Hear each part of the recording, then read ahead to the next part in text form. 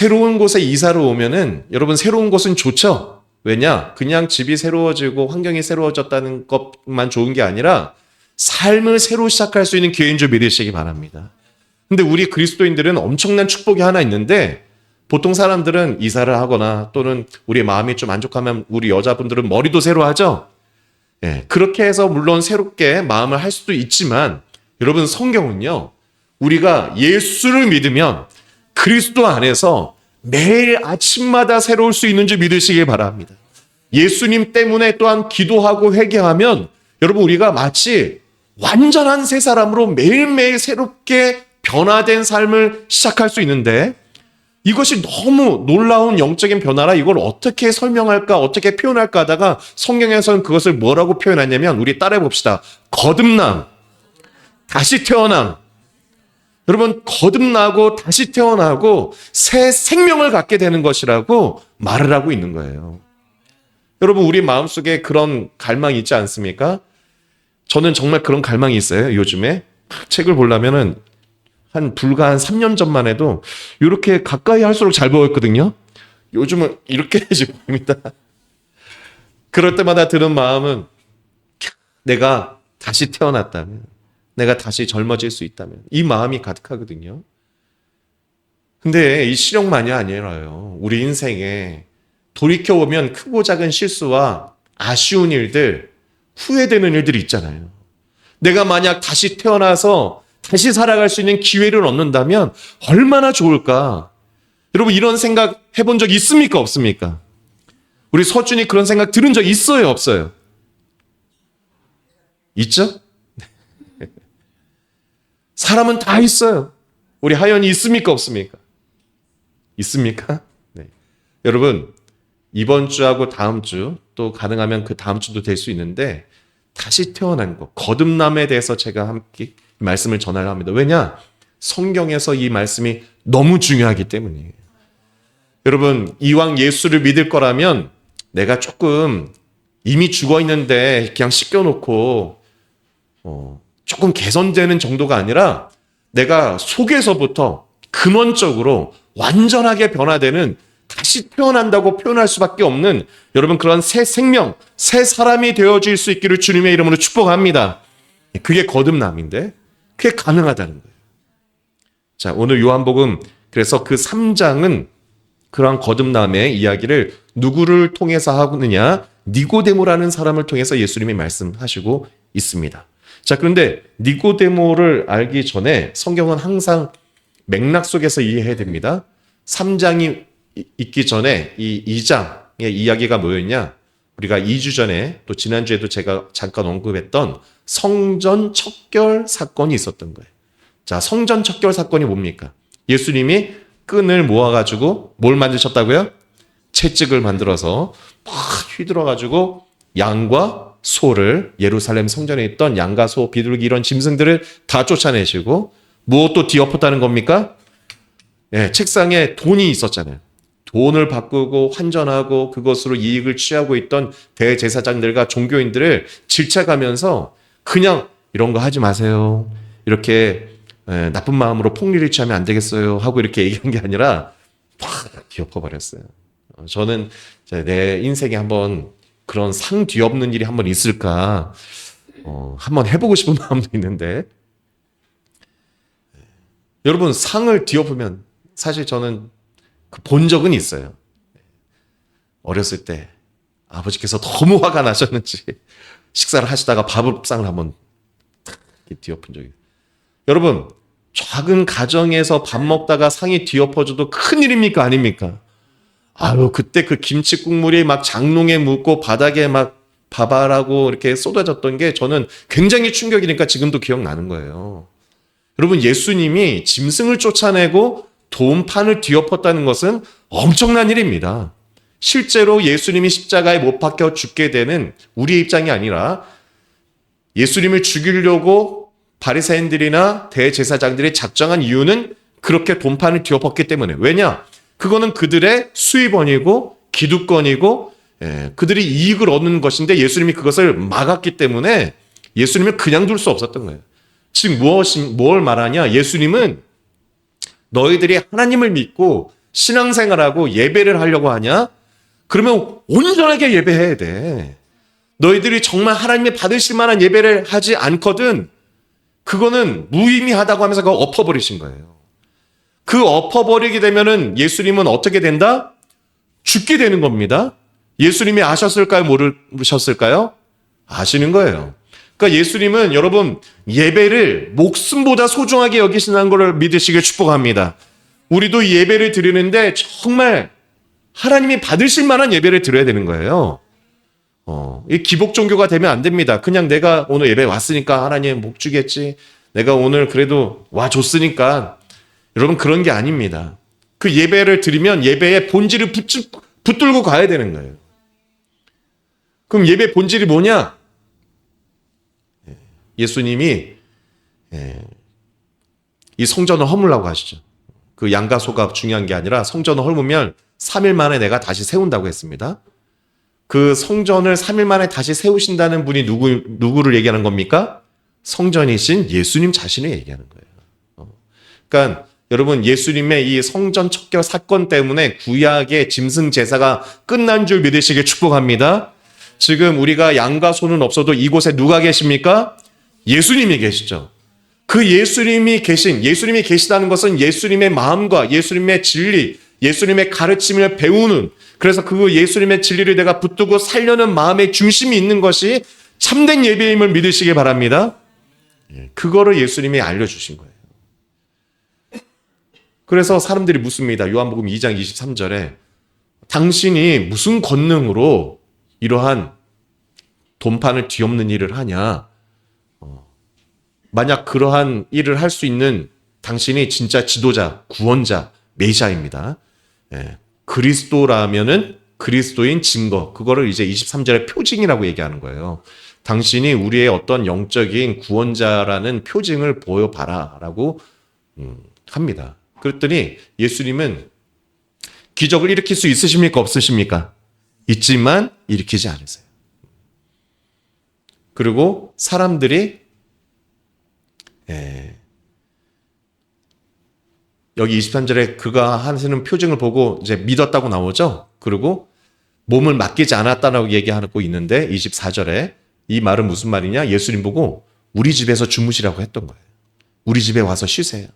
근데 예수님이 그런 사람들에게 맡겼다 안 맡겼다? 24절에 맡기지 않았다는 얘기죠. 왜 안 맡겼을까요? 여전히 사람들은 예수님이 하시는 일과 예수님의 가르침을 바르게 이해하고 있었다? 못 이해했다? 못 이해하고 있는 거예요. 그러니까 예수님이 그들에게 자신의 몸을 맡기지 않았던 것입니다. 하여튼 중요한 건 뭐냐? 이렇게 생각할 수 있는 거예요. 여러분 예루살렘 성전에 가면 지금도 그곳이 어마어마한 공간입니다. 지금은 예루살렘 성전은 없지만 그 터 위에 그 성전이 세워져 있기는 합니다. 그곳을 지키는 성전 경비대가 대제사장들의 군사가 있었을까요? 없었을까요? 있어요. 그러니까 예수님이 돈판을 뒤엎을 때 군인들이 와서 막을 수 있었던 겁니다. 그런데 군인도 못 막고 제사장들도 못 막은 이유는 무엇일까요? 예수님이 하는 일이 사람들이 봐도 옳은 일이에요? 틀린 일이에요? 옳은 일이라는 거예요. 이 사람들도 자기가 양 갖고 오고 짐승 갖고 오고 또 성전에 당시에 헌금을 하는데 그게 반세겔이라고 성전에서만 쓰는 돈이 있어요. 그거를 당시는 로마 시대니까 로마 돈도 있고 헬라 돈도 있고 막 사람들이 여러 돈을 쓰고 있었는데 환전할 때마다 엄청난 수수료를 붙여서 환전해 주는 거야. 이게 나쁘다는 걸 사람들이 알고 있었을까 몰랐을까? 알고 있는 겁니다. 근데 사람들은 용기가 없죠. 예수님은 목숨을 걸고 그걸 뒤엎으신 거예요. 그러니까 사람들이 지지를 하니까 군인들도 예수님을 체포하거나 예수님을 막을 수 있었다 없었다? 못 막는 거예요. 여러분 옳은 일을 하면은 여러분 하나님이 함께 하시고 하나님이 함께 하신다는 것은 사람들이 돕고 함께 한다는 것인 줄 믿으시길 축복합니다. 그래서 담대하게 할 수 있는 거예요. 그 예수님이 이러한 일을 하시니까 체포도 할 수 없었고 사람들이 따르고 있었고 지지하고 있었는데 그렇게 지지하는 사람 중에 누가 나타나느냐? 니고데모라는 사람이 나타나는 거예요. 자, 그런데 니고데모는 오늘 1절 말씀에 보면은 바리새인이라고 나오고 또 유대인의 지도자라고 나옵니다. 바리새인은 뭘 중요하게 여기는 사람일까요? 제사 드리고 하나님을 믿는 것을 중요하게 여기는 사람이야. 그러니까 제사가 중요하긴 한데 예수님은 제사를 이제 그만하라고 했잖아요. 그러면 무슨 고민이 생겼을까요? 우리가 짐승 제사를 안 드리면 그러면 우리 죄는 어떻게 용서를 받지? 이 고민이 생겼을까 안 생겼을까요? 생기는 거예요. 또 하나는 예수님이 이러한 일을 사람들 앞에 이러한 담대한 이런 일도 하시고 기적도 일어나고 병도 낫고 귀신도 또 떠나가는데 그러면 이 예수님이 진짜 우리가 기다리던 메시아, 유대인들은 메시아를 기다리고 있었어요. 지금도 사실 기다리고 있습니다. 우리는 그 메시아가 예수님으로 믿지만 지금도 유대인들은 무슨 메시아를 기다리냐? 유대인들은 지금도 전쟁하고 있죠. 세계를 정복할 수 있는 그런 정치적인 군사적인 메시아를 기다리는 거야. 근데 그런 유대인들만으로는 힘이 약하니까 기적을 같이 일으켜서 이끌어줄 메시아를 기다리니까 혹시 예수님이 그런 메시아는 아닐까라고 생각하고 있었던 것입니다. 자, 그런데 이런 니고데모가 그래서 예수님께 찾아가는 거야. 그런데 이것을 사람들이 많이 알면 좋을까 싫을까? 좀 체면이 안 쓰는 것 같아. 왜냐? 자기가 지도자고 바리새인인데 예수를 막 만나서 가르침 받는 거 안 보여주고 싶으니까 2절에 언제 찾아갔다? 밤에 찾아가는 거예요. 밤에. 그러니까 니고데모도 아직 신앙이 온전한 사람이 아니라는 거예요. 그래서 질문하기를 라비여 우리가 당신은 하나님께로부터 오신 선지생인 줄 아나이다. 왜냐하면 당신이 하고 있는 이런 기적들 병고침이라든지 성전에서 한 일 이런 표적을 아무나 할 수 없는 거죠. 그러니까 당신은 진짜 대단한 사람 같아요 라고 얘기를 합니다. 그런데 예수님은 이런 니고데모에게 사실 성경은 함축적인 말씀이에요. 2절과 3절 사이에 예수님과 니고데모가 만나서 딱 이 얘기만 했을까요? 아니에요. 당시에는 파피루스가 너무 귀하다 보니까 이걸 다 기록할 수 없고 사실은 성경은 쉽게 여러분들이 이해할 수 있게 표현한다면 창가 같은 거예요. 우리나라 판소리, 심청전, 흥부전 있죠? 그런 노래예요, 노래. 왜냐하면 성경을 다 두루마리로 만들어서 집집마다 갖고 있을 수 없으니까 이거를 어떻게 할 수밖에 없을까요? 암송을 해야 됩니다. 암송을 할 때 제일 좋은 거는 노래입니다. 그래서 노래처럼 만들어서 사람이 가서 노래처럼 막 판소리처럼 이렇게 운율을 붙여서 그러니까 함축적인 거예요. 그래서 2절과 3절 사이에 니고데모와 예수님이 만났을 때 성경에는 이렇게 기록되어 있지만 정황상 예수님과 니고데모가 무슨 질문을 할 수밖에 없느냐? 예수님이 양과 소로 짐승들을 다 쫓아내는데 그러면 이 제사하지 말라는 뜻인데 어떻게 죄 용서 받을까요? 물어봤을까요? 안 물어봤을까요? 그럼 물어보는 거예요. 그리고 예수님 기적을 일으키신데 당신은 메시아가 아닌가요? 이런 질문을 했던 겁니다. 근데 이런 질문 앞에 예수님은 니고데모에게 뭐라고 얘기하시느냐? 우리 3절의 말씀, 우리 3절 화면에 있는데 우리 크게 읽어보겠습니다. 시작. 예수께서 대답하여 이르시되 진실로 진실로 내게 이르노니 사람이 거듭나지 아니하면 하나님 나라를 볼 수 없느니라. 네. 그러니까 예수님은 니고데모가 이제 양도 쫓아내고 소도 제사 때 쓰지 말고 피 흘리지 말라고 하시는데 우리가 어떻게 하나님을 만나고 우리가 어떻게 죄 용서를 받는지를 물어봤을 때에 예수님은 뭐 하라고 말씀하신 겁니까? 거듭나라고 말씀하신 거예요. 자, 그렇다면 이 예수님의 말씀, 신약 시대에 예수님께서 진실로 말씀하신 거예요. 진실로는 아멘, 아멘입니다. 여러분, 우리가 기도할 때마다 아멘 하잖아요. 아멘이라는 뜻은 반드시 꼭 그렇게 되기를 원합니다라는 뜻입니다. 예수님이 진실로라고 얘기한 것은 여러분, 저와 여러분도 반드시 뭐 돼야 된다는 겁니까? 거듭나야 된다는 겁니다. 다시 태어나야 된다는 겁니다. 우리 예배드리는 성도님 모두가 오늘 다시 태어나기를 축복합니다. 우리 김천지 집사님도 민자 집사님도 우리 안권사님도 우리 처음 온 학생도 우리 신목사님 가정도 저희 가정도 다 태어나야 됩니다. 다 새로워져야 돼요. 새롭게 태어나야 돼요. 그게 예배 핵심이에요. 이제 양과 염소 이런 거 필요 없이 우리가 하나님을 정말 예수님을 모시고 예배한다는 것은 다시 태어난다. 그런데 니고데모가 이 말을 이해하느냐? 이해하지를 못합니다. 3절에 바로 얘기하죠. 4절에 얘기하는 4절에. 사람이 늙으면 어떻게 다시 태어납니까? 제가 이미 나이가 많은 어른이 됐는데 엄마 뱃속에 어떻게 들어갔다가 또 나옵니까? 어떻게 생각하면 당연한 질문일 수 있죠? 그런데 예수님이 다시 이러한 니고데모의 말에 5절에 말씀하시죠. 또 말씀하십니다. 진실로 진실로. 진실로 진실로. 이거는 진짜 너 알아야 된다. 양의 피나 소의 피로 안 되는데 그러면 너 다시 태어나려면 엄마 뱃속 들어가라는 얘기가 아니야. 너 알아들어야 된다 하면서 5절에 뭐라 얘기하시냐? 사람이 물과 성령으로 나지 아니하면 하나님 나라에 들어갈 수 없느니라. 자, 이게 다시 태어나는 방법이에요. 여러분, 오늘 물과 성령으로 다시 태어나기를 축복합니다. 그러면 물과 성령으로 할 때 물과 성령이 뭔지를 알아야겠죠. 물과 성령으로 나는 것이 뭘 얘기하는 것이냐. 첫째, 예수님 시대에 이게 유대인들은 이 말을 들으면 다 이해를 할 수 있었어요. 왜냐? 이때 당시에 예수님이 막 사역할 때에 이미 이때도 하고 있었지만 침례 요한이 요단 강가에서 무엇을 주고 있었습니까? 네, 침례를 주고 있었어요. 우리 침례라는 것은 요단 강가에 들어가서 이제 물속에 탁 들어가는 겁니다. 근데 그때 침례 요한이 침례 주는 그 장면을 복음서에서 읽어오면 사람들이 오면은 요한이 그냥 무조건 물속에다 넣었을까요? 아닙니다. 물에 넣기 전에 뭘 하죠? 요한이 설교를 했어요. 너희 세리들아, 너희들이 침례를 받으러 왔냐? 그렇다면 정해진 세금만 받고 그 외에는 받지 말아라. 너희 군인들아, 침례를 받으러 왔냐?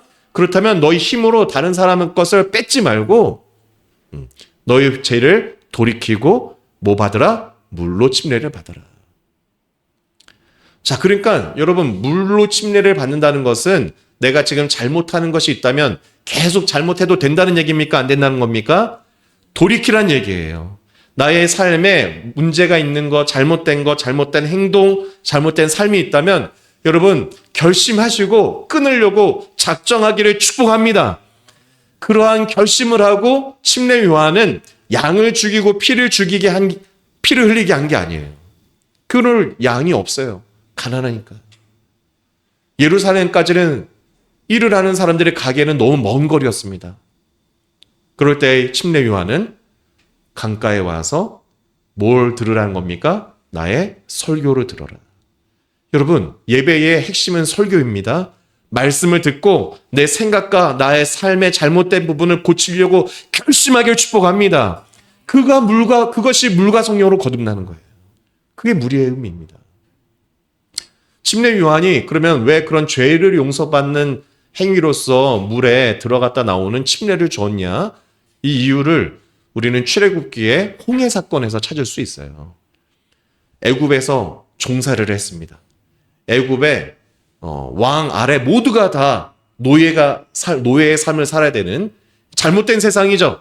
네. 인간은 여러분 다 똑같은 거 아닙니까? 사람 위에 사람 없고 사람 아래 사람 없습니다.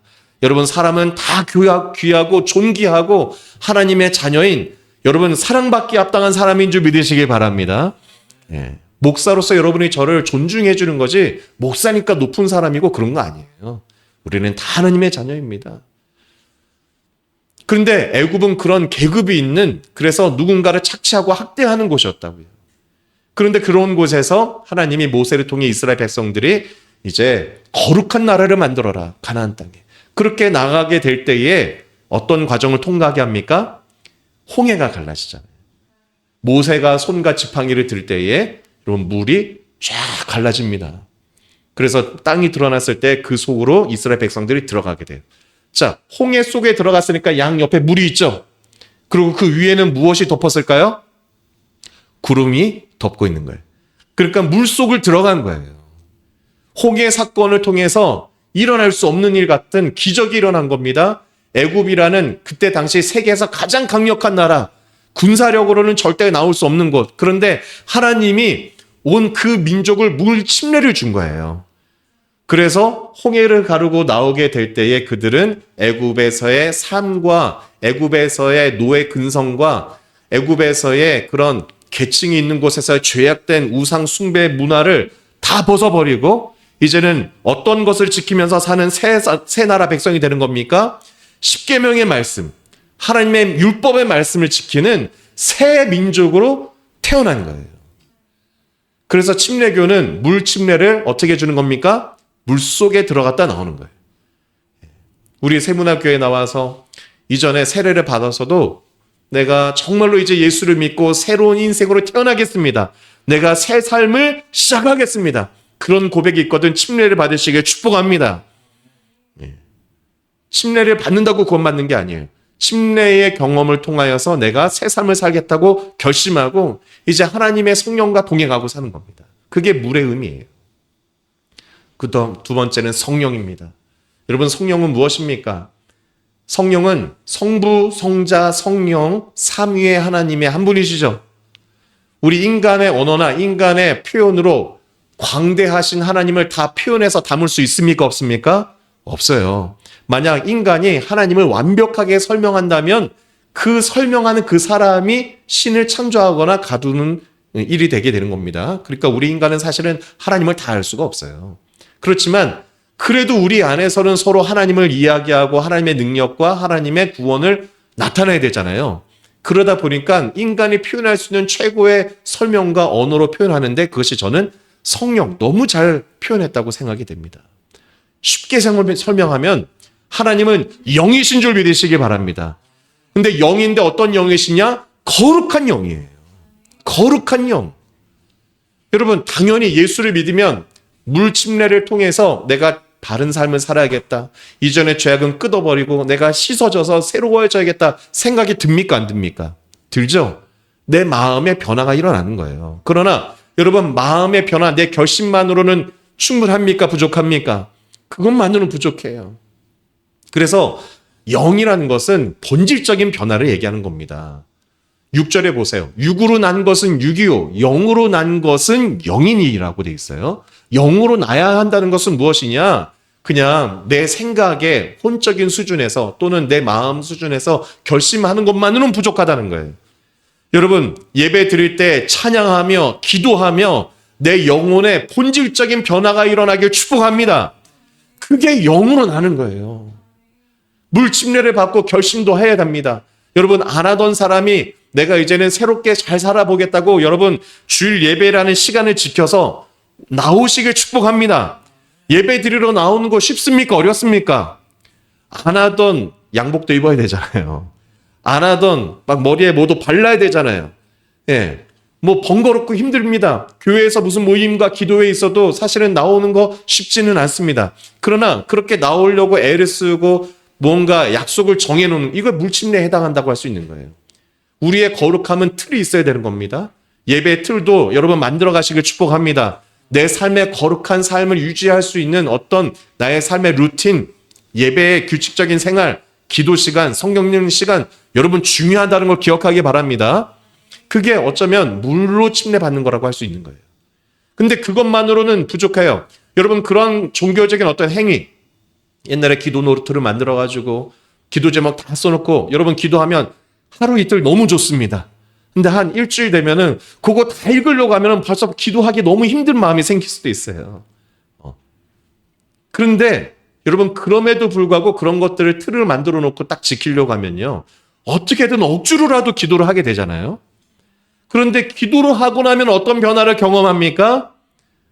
내가 하고 싶지 않고 또는 형식적이고 또 기도 시간 정해졌으니까 하는 거지만 어쨌든 어떤 이유로든 기도를 하게 될 때에 처음엔 안 되더라도 그래도 여러분 계속해서 기도하게 될 때에 여러분 알 수 없는 내 안에 내면에 큰 변화가 일어난다는 거예요.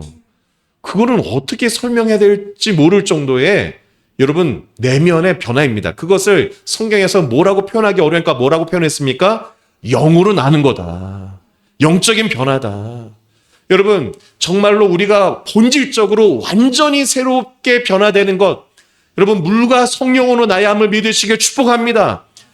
육으로만 나는 정도가 아니라 영적으로도 다시 태어나기를 축복합니다.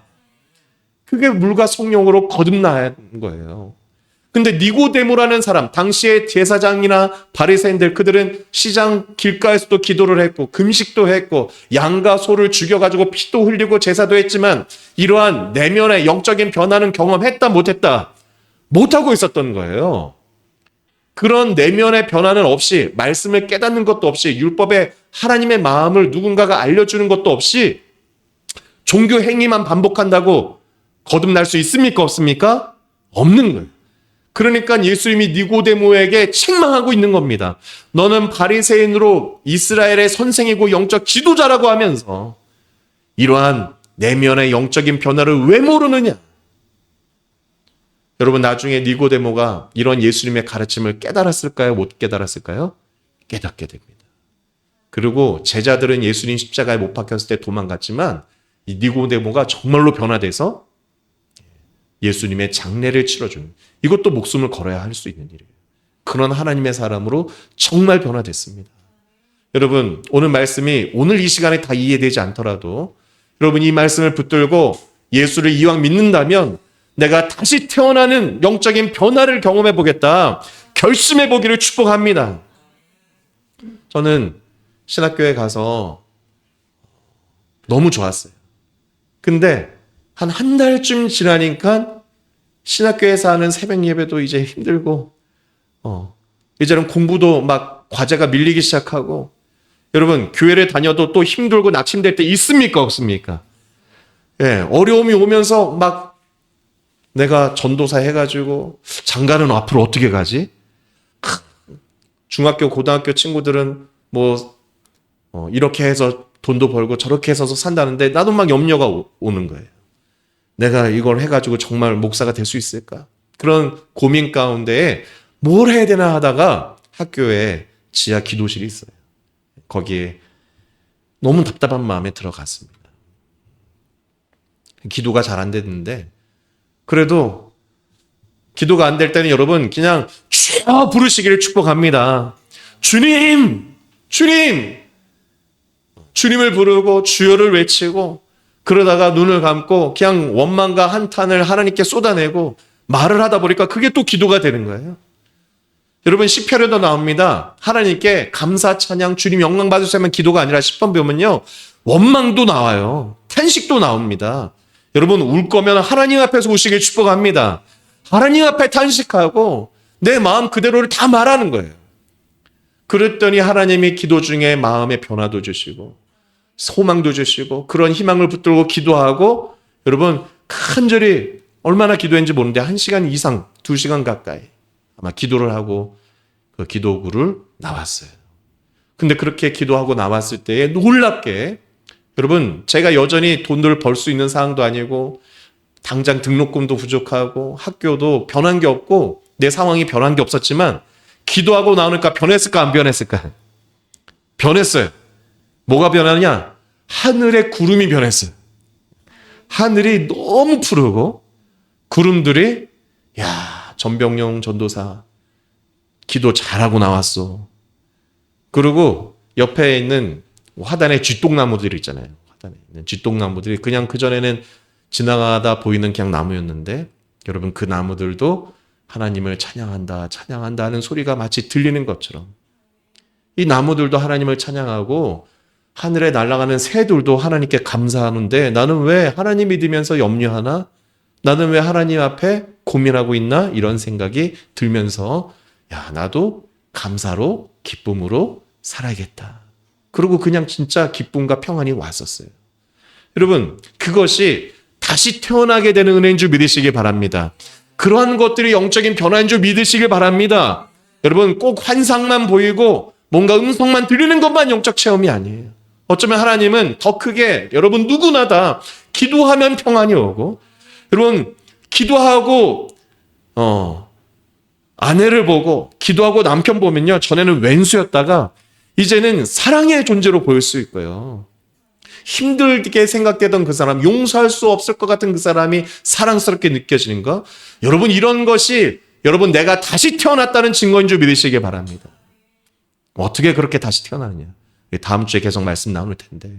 여러분, 우리가 정말로 다시 태어난 여러분 이 신앙의 삶 우리가 살아갈 수 있기를 주님의 이름으로 축복합니다.